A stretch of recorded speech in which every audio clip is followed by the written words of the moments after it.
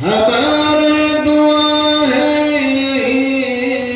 ऐ खुदा हो इस्लाम का बुलबुला सदा अता कर सभी को हिदायत का नूर जलालत का अंधेरा हो जाए दूर।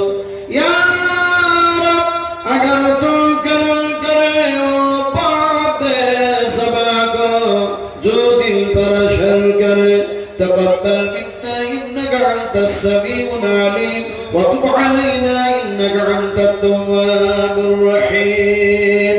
सुब्हान रब्बिका रब्बिल इज्जति अम्मा यसिफून व सलामुन अलल मुरसलीन वल्हम्दुलिल्लाहि रब्बिल आलमीन।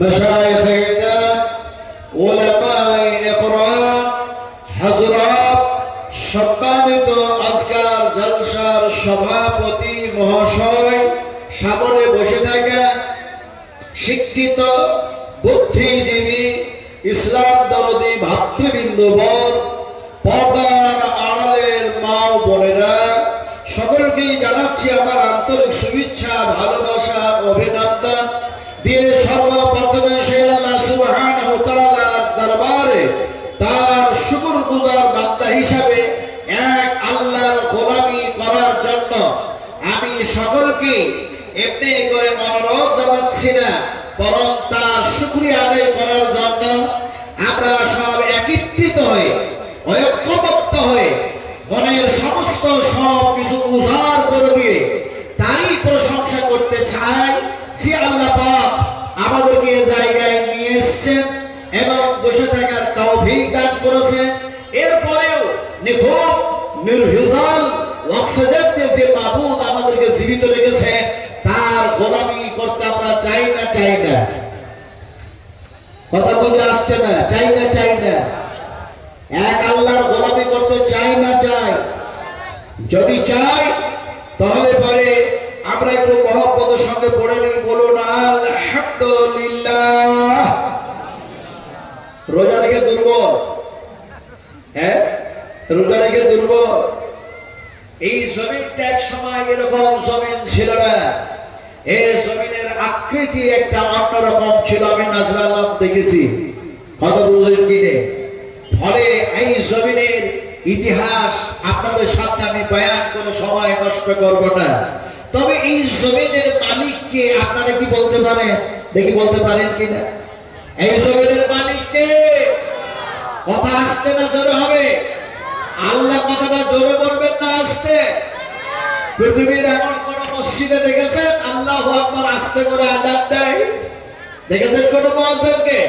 তাড়াতাড়ি এই সময় আল্লাহ একটু জোরে বলতে পারেন না? এই জমিনের মালিককে আরো জোরে বলুন। তাহলে সেই আল্লাহর প্রশংসা যদি করতে হয় তার নৈকট্য লাভের উদ্দেশ্যে, তাহলে একটু প্রাণ ভরে জোরে বলুন আলহামদুলিল্লাহ।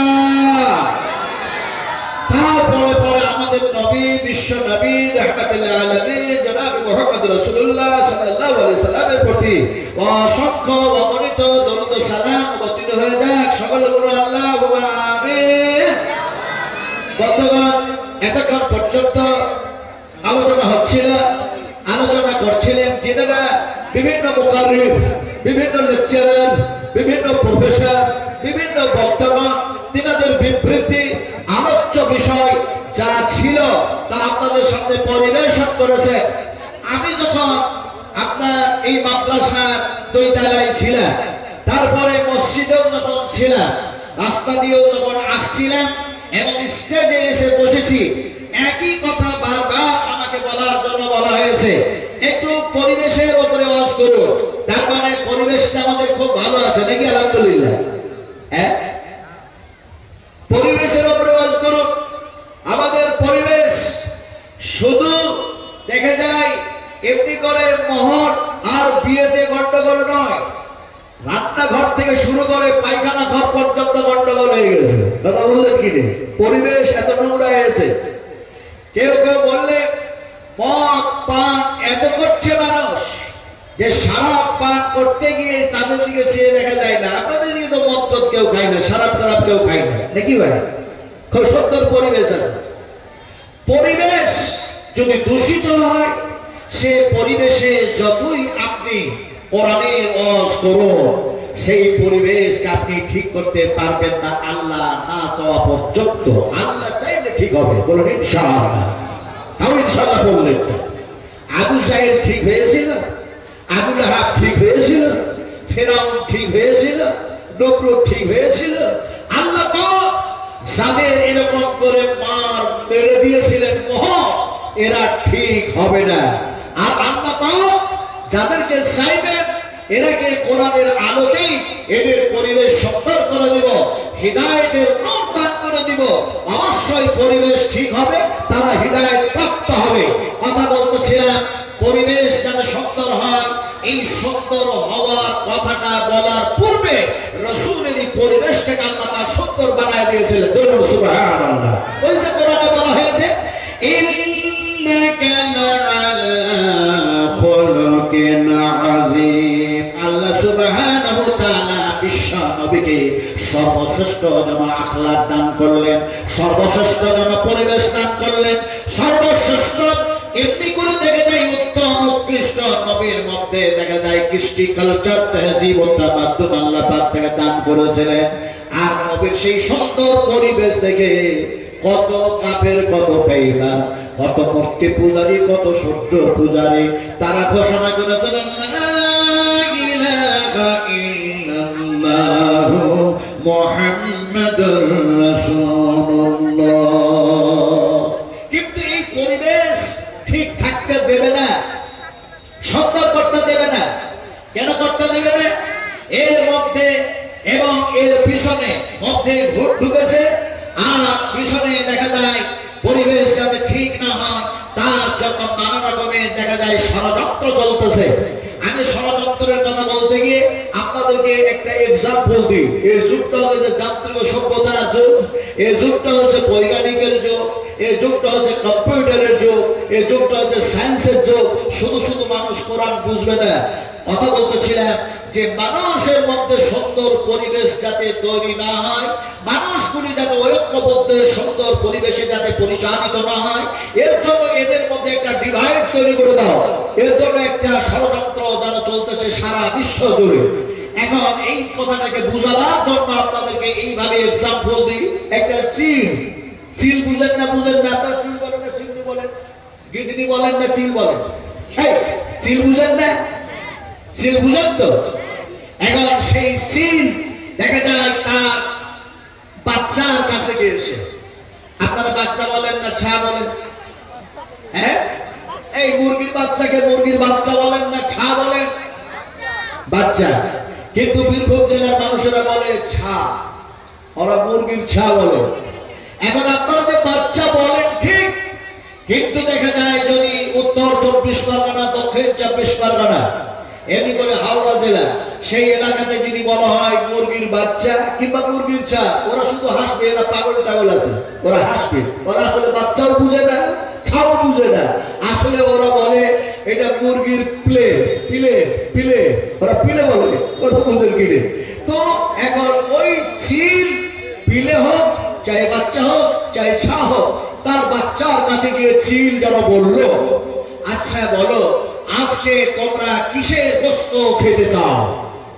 বাচ্চাগুলি বলল, তুমি তো আমাদের মা, তুমি আমাদের আহার নিয়ে আসো, আমরা এখানে বসে বসে খাই, সবচেয়ে মজাদার গোশ, সেই গোশটা আজকে নিয়ে আসো। চিল কোথায় যেন উঠতে গেল, গিয়ে একটা মুরগির বাচ্চা কিংবা ছা পিলে যেন ধরলো, আর যেন তার বাচ্চার কাছে নিয়ে গেল, বলে এই সুন্দর একটা গোশত নিয়ে এসছি, খাও। এখন বাচ্চাগুলি বললো এই গোশত ভালো না, এই গোশত খাবই না। মা খুব চিন্তিত হলো, পরিবেশ নষ্ট করার জন্য কি অবস্থা। এখন দেখা যায় বাচ্চা বলল এই গোশত খাবো না, মা খুব চিন্তিত। মা বলল তাহলে বাড়ি গোশত কিসের খাবে? বলে এর চেয়ে তো ভালো উত্তম গোশ হতে হবে। এখন আবার যেমন সন্তান চালাতে চালাতে দেখা যায় কোথায় যেন মরেছিল একটি সাপ, অথবা দেখা যায় হাঁসের বাচ্চা, সেটা ধরে নিয়ে গেল, বলে এটা সবচেয়ে ভালো গোশত, এটা খাও। এখন দেখা যায় বাচ্চা বলে না এটাও গোস্ত ভালো নয়। সিল যেন মা সে বাচ্চাগুলিকে বলল, আচ্ছা তোমরা সবচেয়ে ভালো গোস্ত বলতে কি বুঝো, তোমরা কোন মজাদার গোস্ত খেতে চাইছো? বাচ্চাগুলি যেন বলল আমরা মানুষের গোস্ত খাবো, মানুষের গোস্ত খুব ভালো। এখন মানুষ তো মারা গেলে কবরে দিয়ে দেওয়া হয়, মানুষ মারা গেলে শ্মশানে গিয়ে তাকে পুড়িয়ে যেন ছাই করে দেওয়া হয়, মানুষ মারা গেলে হয় নদীতে দেখা যায় পাথর বোল্ডার দিয়ে তাকে যেন সমুদ্রের অতল তলে যেন রেখে দেওয়া হয়। চিন্তার সেখান থেকে মানুষের গোস্ত সংগ্রহ করে বাচ্চাদের কাছে নিয়ে যেতে পারবে না। আপনারা কি বিরক্ত হচ্ছেন নাকি? আমি এখন ওয়াজ শুরু করি নাই, যেহেতু পরিবেশের উপরে ওয়াজ করতে বলা হয়েছে, তো যার জন্য একটু এ ধরনের আমি যে কথাগুলি বলে যাচ্ছি, হয়তো আমার পরে আর এই কথাগুলি অন্য কোনো মোকাবিল এসে বলবেন না। আলহামদুলিল্লাহ, সুবহানাল্লাহ। তো কথা বলতেছিলাম কি, এখন দেখা যায় এই শীত এখন মানুষের গোস্ত ছেলেদেরকে খাওয়াবে, বাচ্চাদেরকে খাওয়াবে বলে সে এখন চিন্তা শুরু করলো মানুষের গোস্ত কোথায় পাওয়া যায়। এখন এই চিন্তা করতে করতে করতে করতে দেখা যায় গরুর কোন জায়গায় একটা লেজ পড়ে আছে, গরুর অথবা দেখা যায় একটা কান পড়ে আছে, গরু জমা করেছে মানুষ, তাই দেখা যায় গরুর যেন পা ঠ্যাং যেন দেখা যায় একটা খুর পড়ে আছে। এখন খুর, লেজ আর কানগুলিকে সিল যেন নিয়ে নিয়ে নিয়ে পায়ে ধরে ধরে নিয়ে নিয়ে গিয়ে একটা মন্দিরে রেখে দিল। এখন মন্দিরে যখন রেখে দিল, মন্দিরের যেন পণ্ডিত, সেক্রেটারি, কমিটি, পুরোহিত যারা সব ছিল তারা বলল সর্বনাশ, এই গরুর ঠ্যাং, এই গরুর যেন দেখা যায় সমস্ত জিনিস আসলো কি করে মন্দিরে। এখন তারা যেন হইচই শুরু করলো, আর তারা বললে এটা মুসলমান ছাড়া কেউ করে না। মুসলমানদের কাছে কানে খবর আসলো তোমরা এটা করেছ। এখন দেখা যায় মুসলমান, মুসলিম আর নন মুসলিমে উত্তেজিত হয়ে পরিবেশ নষ্ট করলো, আর পরিবেশ নষ্ট করে দেখা যায় তারা এক অপরের সঙ্গে যারা দেখা যায় সংঘর্ষ শুরু হয়ে গেল, মারামারি কাটাকাটি, কেউ আহত হলো, কেউ নিহত হলো, অসংখ্য মানুষ নিহত হয়েছে, অসংখ্য মানুষ আহত হয়েছে। এখন যারা নিহত হলো, এখন দেখা যায় মানুষের গোস্ত সেই চিলের বাচ্চাদের খাওয়ার জন্য যেন দেখা যায় খুব সহজ পন্থা তৈরি করে ফেললো।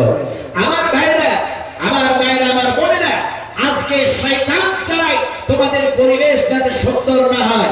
কিছু মানুষ চায়, এক শ্রেণীর মানুষ আছে যারা তারা চায় যে মানুষের যারা সুন্দর পরিবেশ তৈরি না হয়, এর জন্য তারা দেখবে নানা রকমের একটা চক্রান্ত, নানা রকমের একটা কৌশল, নানা রকমের একটা হিকমত লাগায় অনেক সময় অনেক কিছু দেখা যায় তারা ব্যতিক্রম কাজ করে থাকে।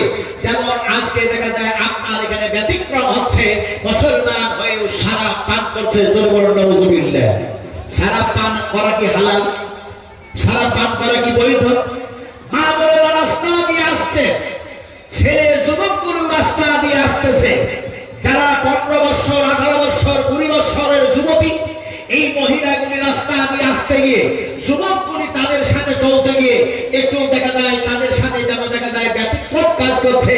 সে কাজটা শয়তানও পছন্দ করে না। জরুরি রাস্তা ঘুরুল্লাহ, এই যে একটা যারা নোংরা একটা পরিবেশ, এই পরিবেশটাকে ঠিক করার জন্য, সুন্দর করার জন্য যুগে যুগে, কালে কালে, পাড়ায় পাড়ায়, দেশে দেশে, রাষ্ট্রে, গোটা পৃথিবীতে আল্লাহ সুবহানাহু ওয়া তাআলা নবী আলাইহিস সালাতু ওয়াস সালামদেরকে প্রেরণ করেছে।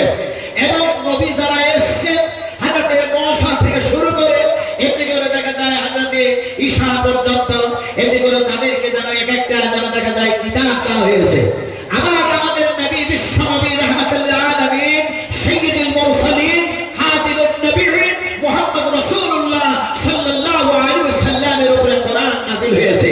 আপনাকে জবাব দিতে হবে এই সুন্দর পরিবেশ তৈরি করার জন্য আমরা কোরআনের পক্ষে না আমরা গীতা পাঠ করার পক্ষে? জবাব দিতে হবে। আপনারা কার পক্ষে? কোরআনের পক্ষে না গীতা পাঠ করার পক্ষে? গীতা বুঝছেন তো? গীতা বুঝছেন না? বুঝছেন না?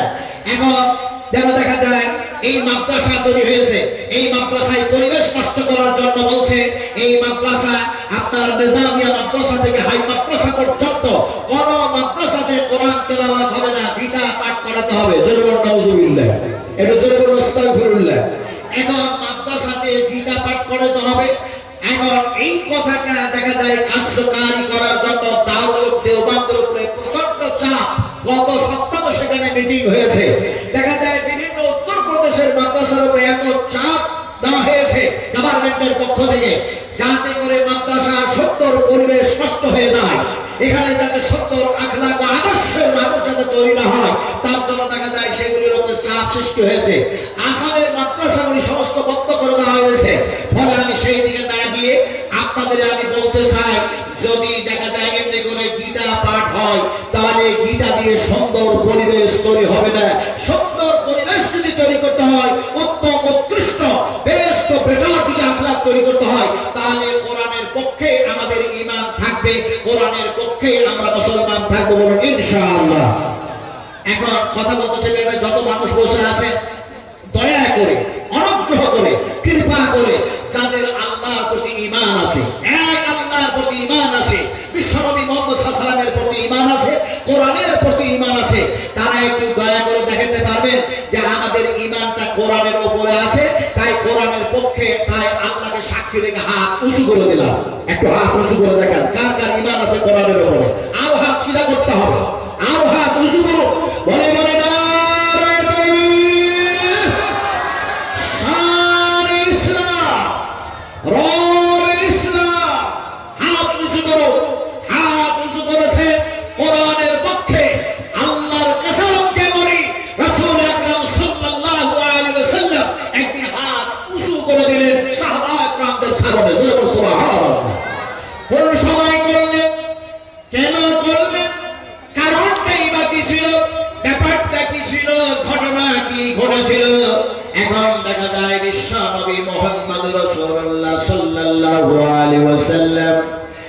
জীবনের যেন শেষ হজ, হাজ্জাতুল বিদা, জীবনের শেষ হজ, হজ যাত্রা করতে গিয়ে হজে আসলেন।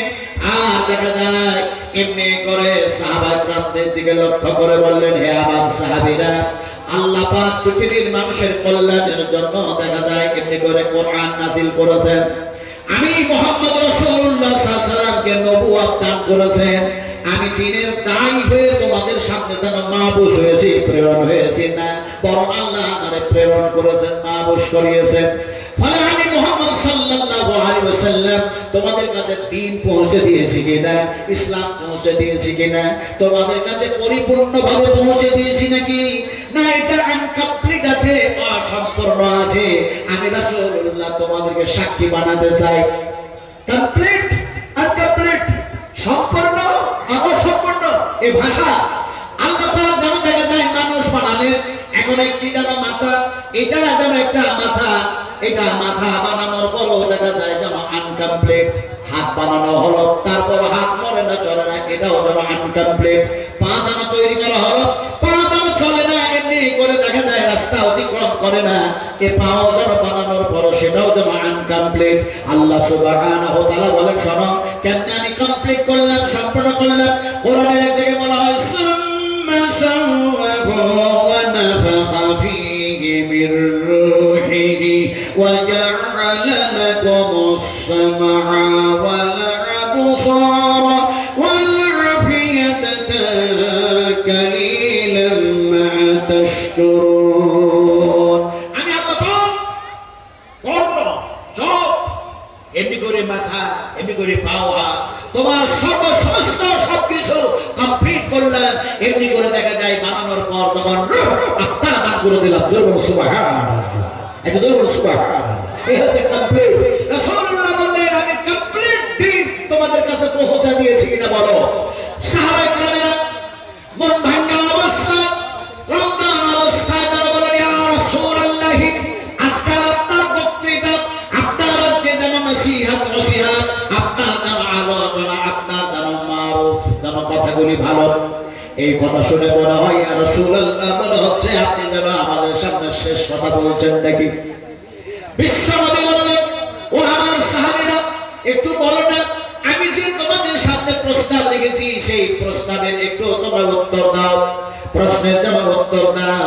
আমি দিন, আল্লাহর দিন তোমাদের কাছে পৌঁছে দিয়েছি কিনা। সাহাবীরা বললেন, ইয়া রাসূলুল্লাহ, আল্লাহ পাক আপনাকে যে দায়িত্ব দিয়েছে সুন্দর পরিবেশ তৈরি করার জন্য, ইহকাল পরকাল যাতে করে মানুষের মঙ্গল হয়, এর জন্য আমরা সাহাবীরা বলেছি আপনি তিল তিল করে দিন ইসলাম আমাদের কাছে পৌঁছায় দিয়েছেন।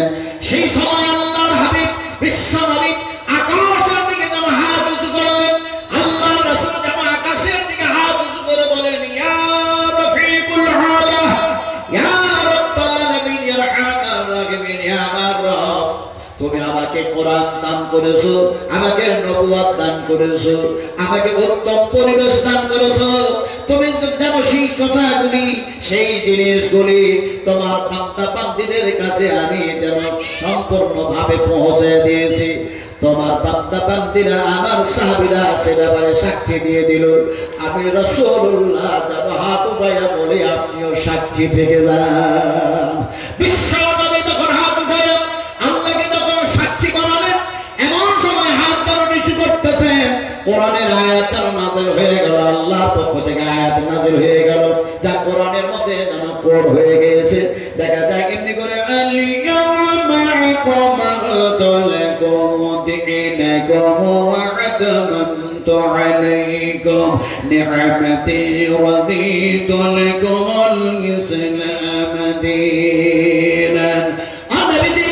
আমি আল্লাহ সুবহানাহু ওয়া তাআলা তোমার জন্য এমনি করে দেখে যাই, তোমার প্রতি এমনি করে নিয়ামত, এমনি করে দিন, এমনি করে ইসলাম, এমনি করে সমস্ত সবকিছু পরিপূর্ণ শুরু করে দিলাম না, যেমনি পরিপূর্ণ করে দিলাম তেমনি করে আমি আল্লাহ যেন রাজিও হয়ে গেলাম। সুবহানাল্লাহ। কথা বলতেছিলাম আমরা কোরআনের পক্ষে হাত উঠিয়েছি। এখন কোরআনের প্রতি ঈমান যদি থাকে, কোরআন মাফিক যদি জীবন চালায়, আমাদের পরিবেশ অবশ্যই ভালো হবে না খারাপ হবে? একটু ভাই বয়স্ক মানুষেরা, যুবকেরা বলুন, একটু জুড়ে বলুন যে কোরআনের আলোতে যদি আমাদের পরিবেশ তৈরি করি সেটা খারাপ হবে না ভালো হবে?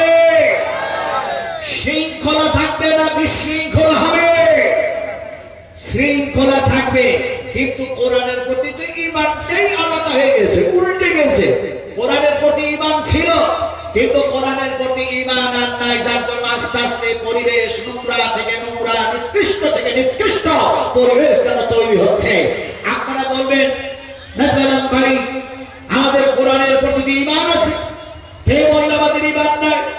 আমি বলছি কোরআনের প্রতি যদি ঈমান থাকতো তাহলে পরিবেশটা এত নোংরা হতো না। যারা নোংরামি করতেছে তাদের ঈমান কিন্তু নষ্ট হয়েছে। কেমনে নষ্ট হয়েছে একটু আপনাদেরকে বুঝাই। আজকে দেখা যায় অনেক উন্নত মানের যন্ত্র আবিষ্কার করেছে বৈজ্ঞানিকেরা, আর আল্লাহ রাসূল বুখারী শরীফের হাদিসের মধ্যে, এই বুখারী শরীফের মধ্যে হাদিস এসেছে, ইমাম বুখারী রাহমাতুল্লাহ আলাইহি সে হাদিসকে বুখারী শরীফের মধ্যে কোট করেছেন যে 70,000 ইহুদি, এই ইহুদিরা দাজ্জালে পরিণত হবে, আর মুসলমানদের ঈমান নষ্ট করার জন্য তারা অনেক কিছু সচেতনতার সঙ্গে কৌশলের সঙ্গে তারা নানা কিছু আবিষ্কারিত জিনিস তাদের হাতে তুলে দিবে। আজকে পৃথিবীর সমস্ত মানুষের হাতে একটা যন্ত্র তুলে দেওয়া হয়েছে। যন্ত্রের নাম কি দেখে বলতে পারেন কিনা? আর একটু জোরে বলা যায় না? আর একটু জোরে বলুন। ছেলে যখন কান্না করছে, মায়ের কোলে যখন ছেলে কান্না করছে, সেই সময় মা যদি বলে সুবহানাল্লাহ, আলহামদুলিল্লাহ, লা ইলাহা ইল্লাল্লাহ, আল্লাহু আকবার, সোনার টুকরা কাঁদিস না, আমি তোর মা তোর দুধ পান করাবো, তুই বিরক্ত করিস না। আল্লাহ তুমি আমার সন্তানের প্রতি রহম করো। এই সুন্দর যদি কথা বলে তার সুন্দর যেন কথা শোনায়, তার কান্নার পরিবেশটা সুন্দর করতে পারে, বন্ধ করতে পারে, কিন্তু তা করে না। ওই যে মোবাইল আসলো, সেই মোবাইলে দেখো দেখা যায় গান লাগায় দিল, অথবা দেখা যায় আরো যেন কি কি লাগায় দিল। ছেলে এমন ছেলে মোবাইল কেন দেখতে দেখতে মায়ের দুধ পান করতে শুরু করলো, তার কান্নাও যেন বন্ধ হয়ে গেল। কি নোংরা একটা পরিবেশ। শুধু এই কথাই বলতে চাই না, আরো বলতে চাই কেমনে যেন কোরআন থেকে মানুষের মোবাইলের প্রতি ঈমান বেশি হয়ে গেছে।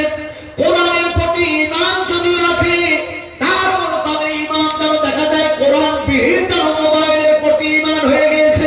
বলে কেমন করে?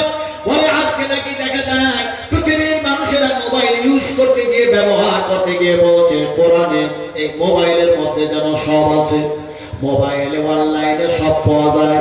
আপনারাকে যদি জিজ্ঞেস করি তাহলে আপনারা বলবেন অনলাইনে সব পাওয়া যায়, বলবেন না বলবেন না? হ্যাঁ, মোবাইলের সাহায্যে অনলাইনের মাধ্যমে সব কিছু পাওয়া যাবে। এটা মানুষের কথা, এটা মানুষের থিওরি, এটা মানুষের বানাওয়াটি কথা।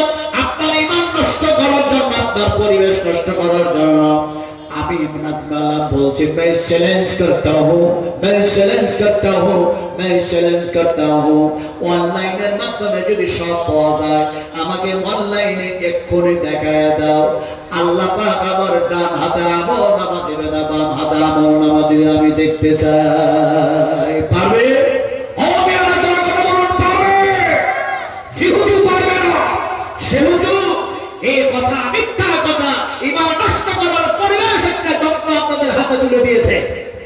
যদি অনলাইনে তা দেখায় দিত, তাহলে আমি দেখতাম যে আরে আমার তো বাম হাতে আমল নামা এসছে, আমি তওবা করতাম, আমি সিজদায় পড়ে পড়ে কান্না করতাম, আল্লাহকে বলতাম, আল্লাহ তুমি আমার বাম হাতে আমল নামা দিয়েছো, এটা দুনিয়া, এটা আখিরাত নয়, এটা ইয়াউমুল কিয়ামা নয়, এটা তোমার শেষ ফায়সালা নয়।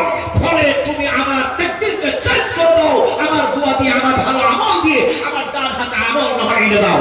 অনলাইনে যদি আমাকে আমার বাম হাতে আমল নামা দেখাতে পারত, আমি কান্না করতাম, অজরে কাঁদতাম, মাথা সিজদা নত করে আল্লাহর গোলামি করতাম, রাত দিন তসবিহ করতাম। কিন্তু তারপরে সেটা হয় না।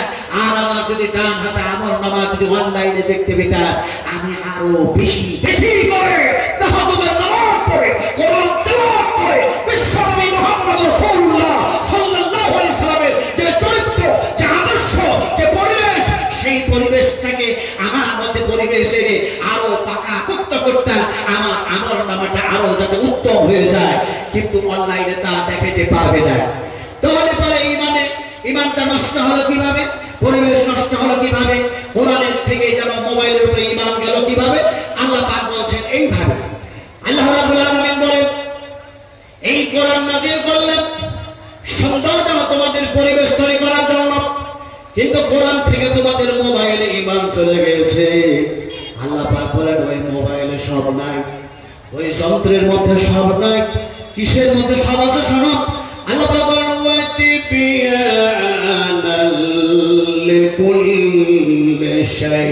আল্লাহ পাক বলেন, আমি কোরআনের মধ্যে সব ঢোকায়া দিয়েছি। সুবহান। কোরআনের মধ্যে সব কিছু পাওয়া যায়। জীবনের, জিন্দেগি, ইহকাল, পরকাল, সমস্ত সব কিছু আপনার কোরআনের মধ্যে আল্লাহ পাক দিয়ে দিয়েছেন। সুন্দর পরিবেশ তৈরি করো, জান্নাতি পরিবেশ তৈরি করো, জাহান্নামী পরিবেশ তৈরি করো না। আমার মায়েরা, আমার বোনেরা, আমার খালারা, আমার সোনার টুকরা, আমার যুবক ভাইরা, আমার তরুণেরা, বিশ্বাস করো, সাহাবায়ে কেরামেরা এক সময় ছিলেন যুবক, এক সময় ছিলেন তরুণ।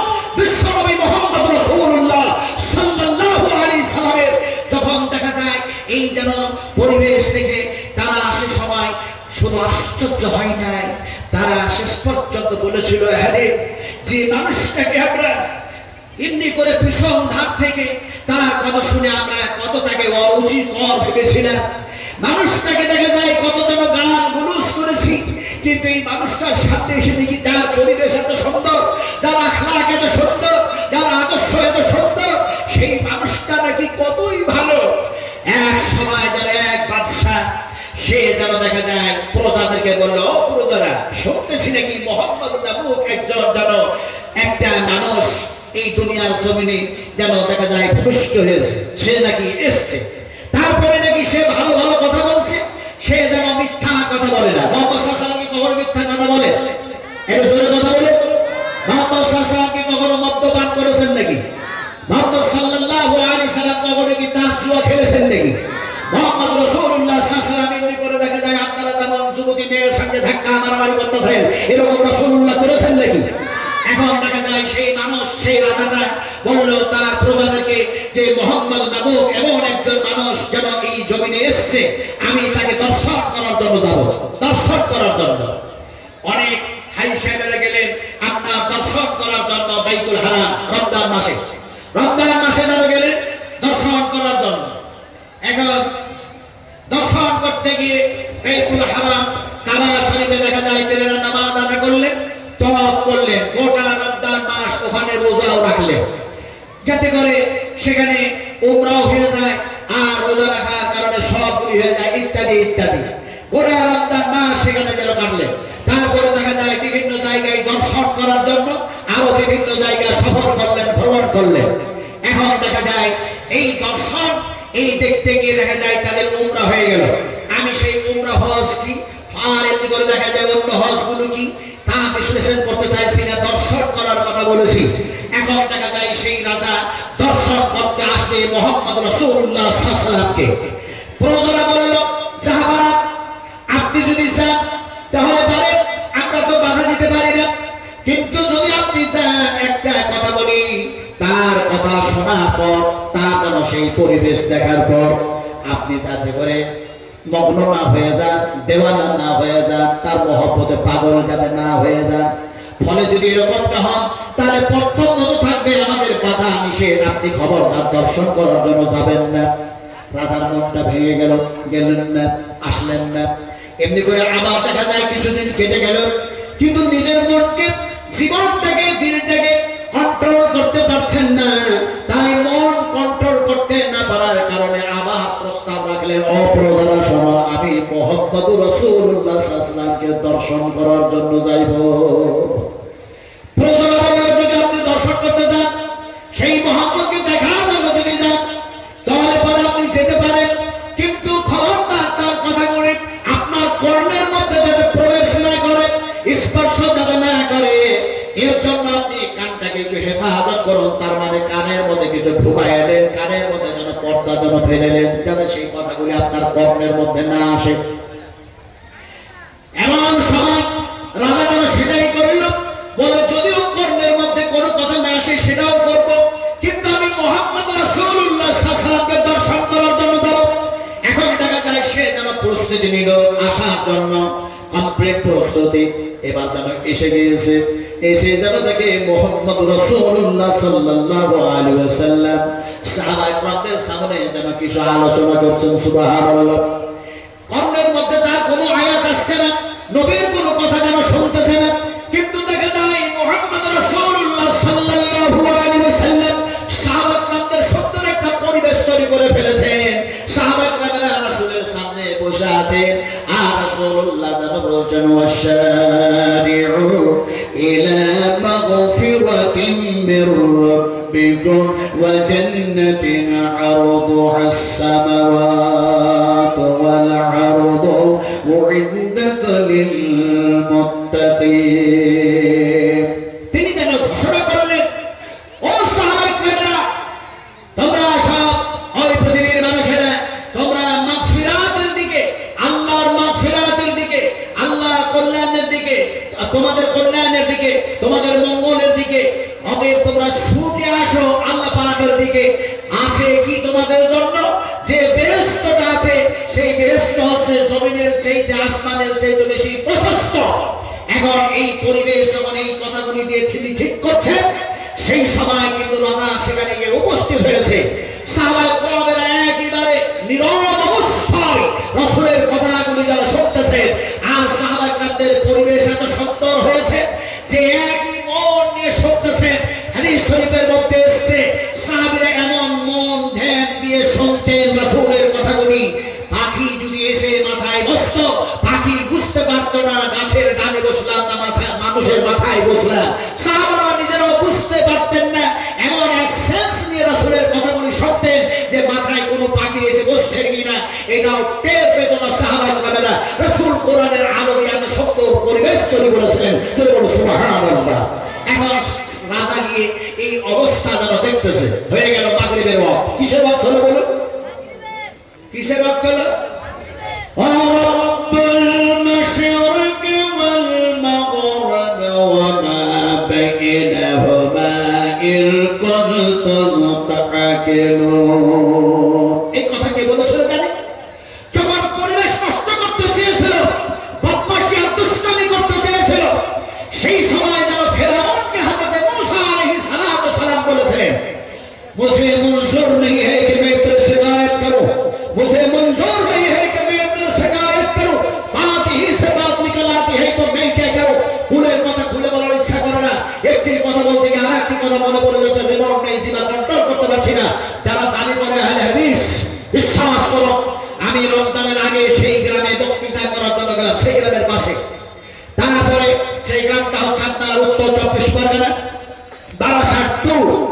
বনগা, বনগা টু বারাসাত, এই রাস্তাতে এটাকে বলা হয় যশোর রোড। এই যশোর রোড নামে এই রোডের ধারে একেবারে রোডের ওপরে একটা যেন দেখা যায় কলকাতা সিটি টাউন, তার নাম হচ্ছে দত্তপুকুর। দত্তপুকুরের পাশে অনেক যেন মুসলিম গ্রাম আছে, এমন একটিও গ্রাম নেই যে গ্রামে আল্লাহ পাক আমাকে বক্তৃতা করিয়ে নেন নাই। ফলে সেখানে একটা আহলে হাদিস গ্রাম আছে, মাত্র একটি আহলে হাদিস গ্রাম। আর একটা ছোট্ট মতো একটা পাড়া আছে আহলে হাদিসের, সে ছোট্ট পাড়া আহলে হাদিস গ্রাম, সেই গ্রামটার নাম হচ্ছে ইসুবাটি। ইসুবাটি। আর যেটা একেবারে ফুলফিল আহলে হাদিস গ্রাম বড় আকারে, সেই গ্রামটার নাম হচ্ছে ফলতি। এখন সেই ফলতি গ্রামে মানুষ করি 100% মানুষের মধ্যে 90% মানুষ তাদের পরিবেশ কত খারাপ যে তারা সবাই মূর্তি তৈরি করার কাজে যুক্ত থাকে। মুসলমান, তারপরে আহলে হাদিস, তারপরে মূর্তি তৈরি করার কাজে যুক্ত। মূর্তি তৈরি করার পরে মূর্তিগুলি তারা বিক্রি করে বেড়ায়। আমাকে যারা বলল, তরিকুল ইসলাম যারা বললেন যে শেখ খবরদার, এই যারা বলে আহলে হাদিস, আপনিও বলেন আমি আহলে হাদিস, কিন্তু আপনাদের মধ্যে দেখুন কত নোংরা পরিবেশ, যে এরা মূর্তি তৈরি করছিল, কলকাতার বাজারে বিক্রি করছিল, একটা আলাদা দিক ছিল। কিন্তু সব থেকে সর্বনাশ করেছে একটি মানুষ, তার নাম হচ্ছে জামাল উদ্দিন। তার নাম হচ্ছে জামাল উদ্দিন। আমি বললাম কি পরিবেশ নষ্ট করেছে? বলে সবচেয়ে উন্নত মানের একটা মূর্তি তৈরি করেছে, এবং যেন দেখা যায় ব্যাপক টাকার প্রলোভনে পড়ে সেই টাকার বিনিময়ে দেখা যায় সেই মূর্তিটাকে অযোধ্যায় মসজিদ ভেঙে যে মন্দির বানানো হলো, সেটা নদীর হাতে বিক্রি করা হয়েছে। আরো শেষ পর্যন্ত আমি আর নিজকে কন্ট্রোল করতে পারলাম না। আমি সেখানে বললাম, এই ধরনের যারা কোরআনের সুন্দর পরিবেশ নষ্ট করেছে, যারা এমনি করে দেখা যায় নিজের পরিবেশকে নিজেরা নষ্ট করেছে, এই লোকটির সঙ্গে আপনারা সালাম করবেন না, এই লোকটির সঙ্গে কালাম করবেন না, কথা বলবেন না, এর সঙ্গে কোনো আদান আর প্রদান রাখবেন না। শেষ পর্যন্ত সেই জামাল উদ্দিন সে বলল, তাহলে পরে আমি একজন মুসলিম, আল্লাহর প্রতি ঈমান আছে, রাসূলের প্রতি ঈমান আছে, কোরআনের প্রতি ঈমান আছে, জান্নাতের প্রতি ঈমান আছে, জাহান্নামের প্রতি ঈমান আছে, কিন্তু নামাজ পড়ি না, আমি মূর্তি তৈরি করার কাজ করি। চিন্তা করো, সবকিছু ঈমান আছে, নামাজ পড়ে না, কিন্তু মূর্তি তৈরির কাজ করো। চিন্তা করো। আমি সেই লোকটাকে বলেছি এবং তার গ্রামের মানুষগুলিকে বলেছি, আশপাশ গ্রামের মানুষগুলিকে বলেছি যে ভালো করে শোনো, এই কথা কি বলতেছে বুঝুন। আমি তাকে বললাম, আপনি বলতে চাইছেন কি? বলে যখন আমার ঈমান আছে তখন আপনি এই কথা বলে মানুষের পরিবেশ নষ্ট করতে পারেন না। আপনি বলছেন এর সাথে কথা বলবে না, এর সাথে সালাম করবে না, এর সাথে কোনো আদান প্রদান করবে না, কোনো ব্যবসায় এর সঙ্গে যুক্ত থাকবে না। এটার দলিল কি? আমি বললাম অগণিত দলিল আছে, অগণিত দলিল আছে। তার মধ্যে শোনো, হাদিসের ইবারাতগুলি পড়ার আগে, হাদিস থেকে যে ঘটনাগুলি তোমাকে শোনাবো তার আগে তোমাকে কি কোরআনের আয়াত পড়ে শোনাই। আল্লাহ পাক বলছেন, ইয়া আইয়ুহাল্লাযীনা আমানু লা তাত্তাখিযু আদুব্বি ওয়া আদুওয়াকুম আউলিয়া। আল্লাহ সুবহানাহু ওয়া তাআলা বলেন, ওটা তোমার বাপ হোক না কেন, তোমার মা হোক না কেন, তোমার ভাই হোক না কেন, তোমার রিলেশনের লোক হোক না কেন, তোমার রাফিক হোক না কেন, তোমার দোস্ত হোক না কেন, তোমার প্রতিবেশী হোক না কেন, যেই বা হবে হোক না কেন, আমি আল্লাহ বলছি, যারা আমার দুশমন, তারা আমার নবীর শত্রু, যারা আমার নবীর শত্রু, তারা আমি আল্লাহর শত্রু। ও মুমিনেরা, ওরা হলো কেন তোমাদের শত্রু। ফলে এমনি কি করেছে? আল্লাহর বিরুদ্ধে একটা মূর্তি তৈরি করে শিরকের কাজ, পরিবেশ নষ্ট করেছে। যে পরিবেশ সুন্দর পরিবেশ তৈরি করেন আল্লাহর নবী মুহাম্মদ রাসূলুল্লাহ সাল্লাল্লাহু আলাইহি সাল্লাম। আল্লাহ পাক যেন নবীকে বললেন, ও নবী, তুমি মানুষগুলিকে বলো, আমি আল্লাহ তোমাকে বলছি, ওয়াসজুদু ওয়াখতারিব, তোমরা আমার সামনে সিজদায় পড়ে দাও আর আমি আল্লাহর নিকটবর্তী হয়ে যাও। সেই পরিবেশ তুমি নষ্ট করেছো। মুহাম্মদ রাসূলুল্লাহ সাল্লাল্লাহু আলাইহি সাল্লাম বলেছেন, যারা আল্লাহর সামনে সিজদায় পড়ে যায় তারা আল্লাহর নিকটবর্তী শুধু হয়ে যায় এরকম না, বরং আল্লাহ আর বান্দার মধ্যে কোনো যেন পর্দায় থাকে না, ডাইরেক্ট একটা যেন সম্পর্ক তৈরি হয়ে যায়। বলুন সুবহানাল্লাহ। শেষ পর্যন্ত তাকে আয়াত শোনায়া হাদিস শরীফের একটা সহিহ ওয়াকিয়া, সহিহ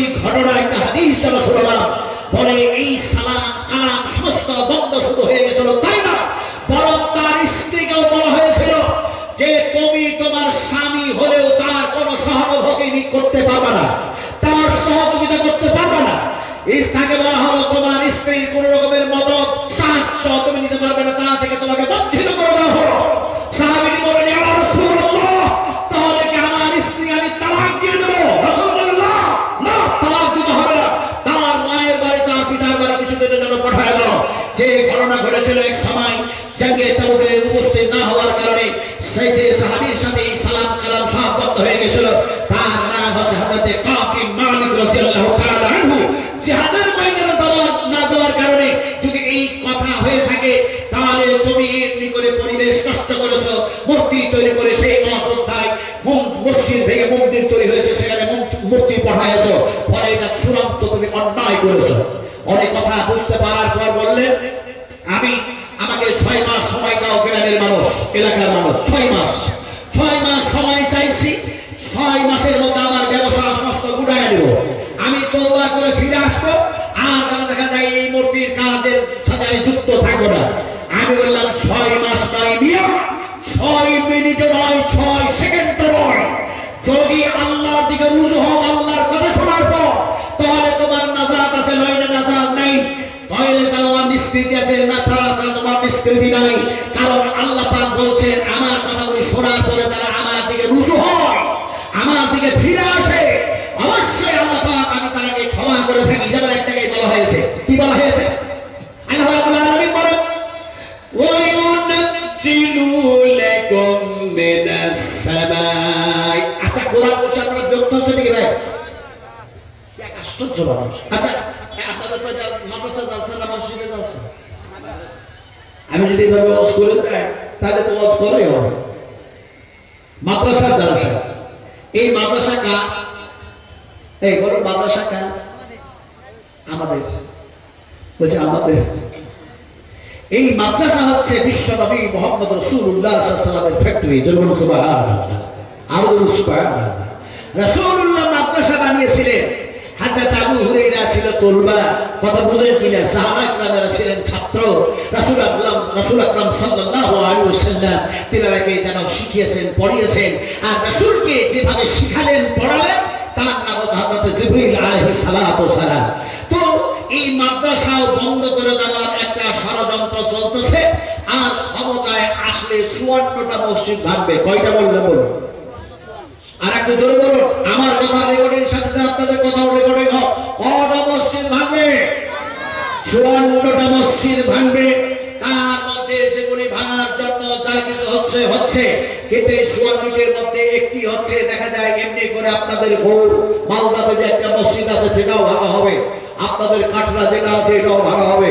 টিপু সুলতান যেন ভেঙে দেওয়া হবে। এমনি করে দেখা যায় নাখোদা মসজিদ ভাঙা হবে।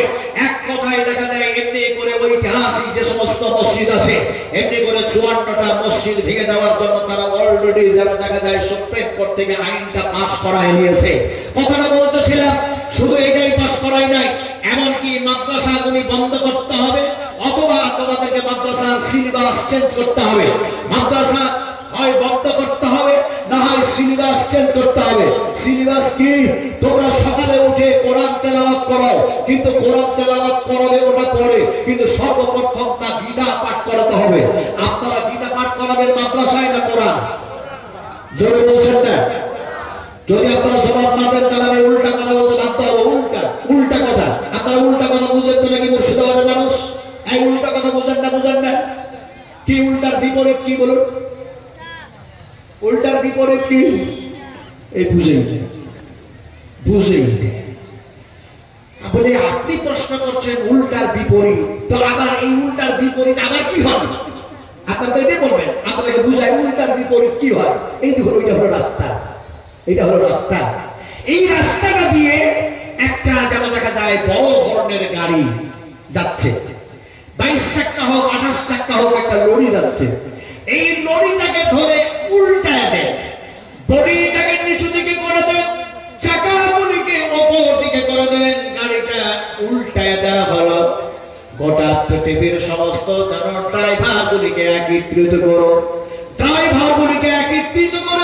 বলে ড্রাইভাররা তোমাদের যা যোগ্যতা আছে, যা অভিজ্ঞতা আছে, যা স্পেস আছে, সব লাগায় দাও, আর এই উল্টা গাড়িটা একটু চালায় দেখাও। পারবে তো? জি পারবে? পারবে না তো?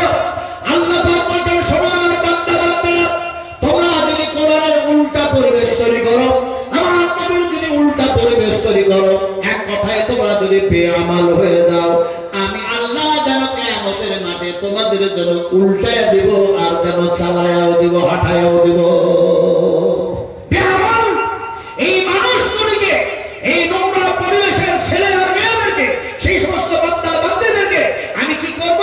উল্টা দিব এবং হাঁটায়া চালায়া দিব। আল্লাহ পাক বলছেন, যেমন কোরআনের দিকে বলা হয়,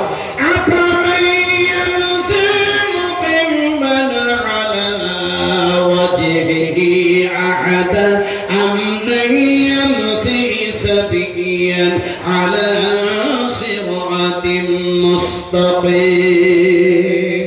أمهات المؤمنين عائشة الصديقة رضي الله تعالى عنها তিনি বলছেন, ইয়া রাসূলুল্লাহ, হে আল্লাহর রাসূল, যে মানুষগুলি সিধা পায়ের উপরে চলল, পায়ের উপরে ভর দিয়ে চলল, এই মানুষগুলি কি কিয়ামতের মাঠে আল্লাহ পাক কেমনে মুখের উপরে ভর দিয়ে, ঠোঁটের উপরে ভর দিয়ে মানুষগুলিকে উল্টা করে যেন চালায়া দেবেন, হাঁটায়া দেবেন।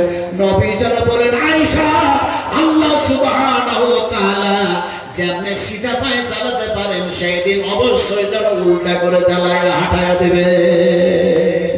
কথা বলতেছিলেন, আপনাকে জবাব দিতে হবে জোরে, উল্টা জবাব দিতে হবে না, সিধা জবাব দেন। আমরা মাদ্রাসায় কোরআন পড়াতে চাই না গীতা পড়াতে চাই? আর একটু জোরে বলুন কি? তাহলে কোরআন যদি পড়াতে হয়, কোরআনের হাফেজ যদি বানাতে হয়, হাফেজা যদি বানাতে হয়, মাদ্রাসায় যদি এমনি করে মিশকাত, এমনি করে বুলবুল মারাম, এমনি করে যেন তিরমিজি, আবু দাউদ, এমনি করে বুখারী, মুসলিম, এমনি করে অন্যান্য যত সব আছে, আর তারপরে দেখা যায় সারফে এবং নুহের যে সমস্ত কিতাব, গ্রামারের বই আছে, এগুলো যদি পড়াতে হয়, তাহলে এই মাদ্রাসা আমাদেরকে রক্ত ঘামানো টাকা দিয়ে করতে হবে। ইনশাআল্লাহ বলো, এটা বলবো ইনশাআল্লাহ। গড়তে চান তো? গড়তে চান না? চান না? আমরা গড়তে চাই, মাদ্রাসা গড়তে চাই। এখন এই মাদ্রাসা উন্নতি কল্পে জালসার আয়োজন করা হয়েছে, কিন্তু আপনাদের সামনে সেই ঘটনা বর্ণনা করছিলেন রাসূল আকরাম সাল্লাল্লাহু আলাইহি সাল্লামের কাছে কে একজন রাজা গেছে না, গিয়ে কি দেখছেন? দেখলেন যেন সাহাবা একরামদের সুন্দর পরিবেশ তৈরি করা। এবার যেন সময় হয়েছে আযানের, আল্লাহর হাবিব এমন একজন মানুষকে বললেন, আসিম আসিম আসিম, আযান দাও। যে মানুষটাকে আযান দিতে বললেন, রাজা মনে মনে ভাবলো, আহারে, যে লোকটাকে এই এত সুন্দর মানুষ এত সুন্দর কথার আদেশ করে, লোকটা মনে হয় দারুণ সুন্দর হবে। কিন্তু লোকটা দেখা যায় যখন দাঁড়ালো আযান দেওয়ার জন্য, দেখা যায় কালো কুৎসিত মানুষ, তার যেন ঠোঁটগুলি মোটা মোটা, তারপরে একটু শর্ট সাইজ মানুষ, হাফসি মানুষ। এমন সময় মানুষটিকে দেখে রাজা বলে, সর্বনাশ, রাসূলুল্লাহ মুহাম্মদ সাল্লাল্লাহু আলাইহি সাল্লাম তাকে দর্শন করার জন্য আসলাম। এই মানুষের এত সুন্দর এক পরিবেশ তৈরি করেছেন, আর যাকে দেখা যায় এই সুন্দর কথাগুলি বলার জন্য আদেশ করলেন, মানুষটি কত কালো, কত যেন কালো কুৎসিত মানুষ, কতই যেন দেখা যায় এমনি করে কেমনে মানুষ। এই মানুষটা দেখা যায় আযান দেওয়ার জন্য যায়, মাগরিবের জন্য আযান দেওয়া হয়ে গেল। মাগরিবের আযানের পর এবার দেখা যায় সালাত শুরু হয়েছে, যেন নামাজ শুরু হয়েছে। এবার নামাজ শুরু করতে গিয়ে সেই রাজা যেন আযান শুনে নাই। আল্লাহ নবী মুহাম্মদ রাসূলুল্লাহ সাল্লাল্লাহু আলাইহি ওয়াসাল্লামের যেন দেখা যায় ইমামতি দেখতেছে চোখ দিয়ে, কিন্তু রাসূল যে কোরআন তেলাওয়াত করবেন তাও শুনতেছেন না। কিন্তু এই সুন্দর পরিবেশ দেখে এমন সময় যেন দেখা যায় রাজা তার কানের মধ্যে, কর্ণের মধ্যে যা কিছু ছিল সব যেন টেনে হাঁচিয়ে যেন ফেলে দিল। বলে এই সুন্দর পরিবেশ থেকে আর আমার চোখকে আমি নিজকে যেন কন্ট্রোল করতে পারছি না, আমার মনটা আমি কন্ট্রোল করতে পারি না। এমন সময় সব যেন কান থেকে বাইর করলো, তুলো বাইর করলো, কাপড় বাইর করে ছুঁড়ে ফেললো। রাসূল আকরাম সাল্লাল্লাহু আলাইহি সাল্লাম তাকে যায় কোরআন তেলাওয়াত শুরু করে দিলেন, বিসমিল্লাহির রাহমানির রাহিম। সবাই মিলে বলুন, বিসমিল্লাহির রাহমানির রাহিম। পরিবেশকে ভালো করতে হয়, তার জন্য একটা ওয়াজ করছি, আজকের বিষয় আলোচনা করছি। এটা আমার মজবুত ছিল না, কিন্তু আজকে হঠাৎ যেন এই কয়েকজন মানুষের এই মজমুনটা আলোচনা করতে বাধ্য করে দিয়েছে। আমার বিষয় ছিল আজকে অন্য কিছু, কিন্তু যখন বারবার একই কথা আসলো তখন আমি দেখলাম আল্লাহ তুমি আমার মাথায় এনে দাও। হঠাৎ এত বড় একটা বিষয় আমি কেমনে মানুষের সামনে তুলে ধরি, তাই যেন আপনাদের সামনে একটা এমনি করে দেখা যায় ভালো পরিবেশের উপরে ওয়াজ করছি, কিভাবে যেন পরিবেশ তৈরি হয়। এখন দেখা যায় বিসমিল্লাহির রহমানির রহিম। দেখুন বিশ্বনবী মুহাম্মদ সাল্লাল্লাহু আলাইহি সাল্লাম দেখছেন হযরত আনাস, আর দেখা যায় এমনি করে জাবের ইত্যাদি, দেখা যায় কে কে দেখা যায় সাহাবায়ে কেরাম কয়েকজন খাবার খেতে বসেছে। একটি বাচ্চা ছেলে কোথা থেকে যেন আসলো, আসার পরে সেই বাচ্চাটা ওই খাবারের মধ্যেখানে হাতটা রাখতে যাচ্ছে। রাসূল আকরাম সাল্লাল্লাহু আলাইহি ওয়াসাল্লাম তার হাতটাকে ধরলেন, আর ধরার পরে খাবারের এক সাইডে করে দিলেন। পরিবেশ কিভাবে তৈরি করতে হয় এখন দেখা যায় একদিকে করে দিয়ে বললেন বিসমিল্লাহ বলে খাবার খাবার সাইড থেকে। সাহাবীদের মধ্যে কেউ প্রশ্ন করলেন, জানতে চাইলেন, ইয়া রাসূলুল্লাহ এই বাচ্চা ছেলে এ কি আর পরিবেশ জানে বিসমিল্লাহ পড়তে হয়, একদিক থেকে খাবার খেতে হয়, এই সুন্দর এটা পরিবেশ এটা কি জানে? রাসূল আকরাম সাল্লাল্লাহু আলাইহি ওয়াসাল্লাম বলেন, ও সাহাবীরা দেখা যায় সে জানে না, কিন্তু আমি মুহাম্মদ সাল্লাল্লাহু আলাইহি ওয়াসাল্লামের কর্তব্য হলো এমনি করে সুন্দর একটা পরিবেশ তৈরি করা বাচ্চা ছেলেরও বড় মানুষেরও। ফলে যেন দেখা যায় এই বাচ্চা ছেলেটি যখন এমনি করে মধ্যখানে হাত দিয়ে খাবার খেতে যাবে, আল্লাহর পক্ষ থেকে ওই যেন মধ্যে জায়গায় বরকত হয় অবতীর্ণ, বলে বরকতটা যেন বন্ধ হয়ে যাবে। আর দেখা যায় এমনি করে এক সাইড থেকে খাবার খাবে, বিসমিল্লাহ বলে দেখা যায় সেই জায়গায় আল্লাহর বরকত যেন সেখানে বর্ষণ হবে। ফলে দেখা যায় এমনি করে শয়তান যেন মাহরুম হয়ে যাবে ইত্যাদি ইত্যাদি। কথা বলতেছিলাম পরিবেশ খাবার থেকে শুরু করে দেখা যায় পায়খানা ঘর পর্যন্ত। আমি প্রথমে বলেছি সুন্দর পরিবেশ যদি তৈরি করতে হয় কোরআনের আলো আর নবীর হাদিস দিয়ে সেই সুন্দর পরিবেশ তৈরি করতে হবে। আর তাহলে যেন মাদ্রাসা মক্তব মসজিদের প্রয়োজন, মাদ্রাসার প্রয়োজন পড়বে।